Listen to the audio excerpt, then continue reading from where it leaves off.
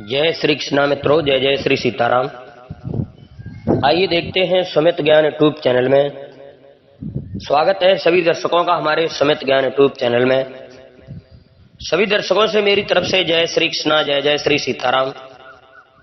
मित्रों, आज आप लोगों के समक्ष में मैं ये बताने के लिए जा रहा हूं कि महाराज धर्मराज युधिष्ठिर के अंदर कितनी धार्मिकता थी, कैसा भाव था महाराज धर्मराज का। कहते हैं महाराज युधिष्ठिर ने जब सुना कि श्री कृष्ण ने अपनी लीला का संभरण कर लिया है और यादव परस्पर कलह से ही नष्ट हो चुके हैं,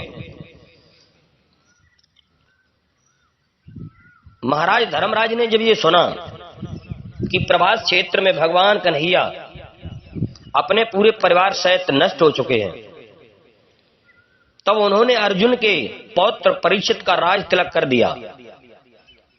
स्वयं सब वस्त्र एवं आभूषण उतार दिए, मौन व्रत लेकर केश खोले, संन्यास लेकर वे राजभवन से निकले और उत्तर दिशा की ओर चल पड़े। उनके शेष भाइयों तथा द्रौपदी ने भी उनका अनुगमन किया। धर्मराज युधिष्ठिर ने सब माया मोह त्याग दिया।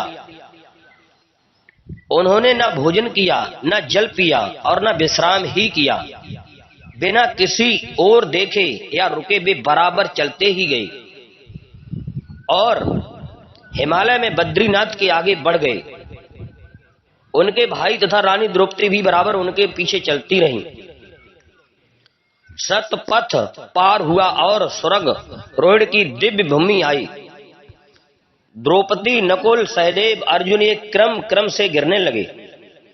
जो गिरता था वह वहीं रह जाता था। उस हिम प्रदेश में गिरकर फिर उठने की चर्चा ही व्यर्थ है। शरीर तो तत्काल हिम समाधि पा जाता है। उस पावन प्रदेश में प्राण त्यागने वाले को स्वर्ग की प्राप्ति से भला कौन रोक सकता है। युधिष्ठिर न रुकते थे और न गिरते हुए भाइयों की ओर देख ही रहे थे। वे राग दोष से परे हो चुके थे। अंत में भीमसेन भी गिर गई। युधिष्ठिर जब स्वर्गारोहण के उच्चतम शिखर पर पहुंचे तब भी अकेले नहीं थे। उनके भाई और रानी द्रौपदी मार्ग में गिर चुकी थीं, किंतु एक कुत्ता उनके साथ था। यह कुत्ता हस्तिनापुर से ही उनके पीछे पीछे आ रहा था। उस शिखर पर पहुंचते ही स्वयं देवराज इंद्र विमान में बैठकर आकाश में उतरे। उन्होंने युधिष्ठिर का स्वागत करते हुए कहा, आपके धर्माचरण से स्वर्ग अब आपका है, विमान में बैठिए। युधिष्ठिर ने अब अपने भाइयों तथा द्रौपदी को भी स्वर्ग ले जाने की प्रार्थना की। देवराज ने बताया वे पहले ही वहां पहुंच गए हैं। युधिष्ठिर ने दूसरी प्रार्थना की, इस कुत्ते को भी विमान में बैठा लें। इंद्र बोले, आप धर्मज्ञ होकर ऐसी बात क्यों करते हैं? स्वर्ग में कुत्ते का प्रवेश कैसे हो सकता है? यह पवित्र प्राणी मुझे देख सका, यही बहुत है। इंद्र ने कहा, महाराज स्वर्ग में कुत्ते का प्रवेश हो ही नहीं सकता है। ये तो कुत्ता पवित्र प्राणी है, इसने हमारा दर्शन कर लिया, इसके लिए इतना ही बहुत है। युधिष्ठिर बोले, ये मेरे आश्रित है, मेरे आश्रित मेरे भक्ति के कारण ही नगर से इतनी दूर मेरे साथ आया है। आश्रित का त्याग धर्म है, इसके बिना मैं अकेले स्वर्ग नहीं जाना चाहता। इंद्र बोले, राजन स्वर्ग की प्राप्ति पुण्यों के फल से होती है।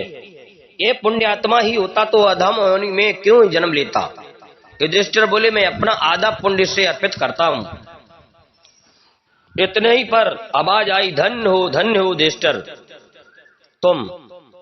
युधिष्ठिर, तुम धन्य हो, मैं तुम पर अत्यंत प्रसन्न हूं। युधिष्ठिर ने देखा कि कुत्ते का रूप त्याग कर साक्षात धर्म देवता उनके सम्मुख खड़े होकर उन्हें आशीर्वाद दे रहे हैं। मित्रों, धर्मराज युधिष्ठिर का ऐसा चरित्र था, ऐसे विचार थे महाराज धर्मराज के। वो हमेशा अपने धर्म पर अडिग रहे। अपने जीवन में महाराज धर्मराज ने कभी झूठ नहीं बोला। जय श्री कृष्ण मित्रों, जय जय श्री सीताराम। हमारे चैनल को सब्सक्राइब करें, लाइक करें और भी ज्ञानवर्धक वीडियो इसी तरह सुनते रहें, पाते रहें। और हमारे चैनल के साथ सभी भाई बहन जुड़े रहें।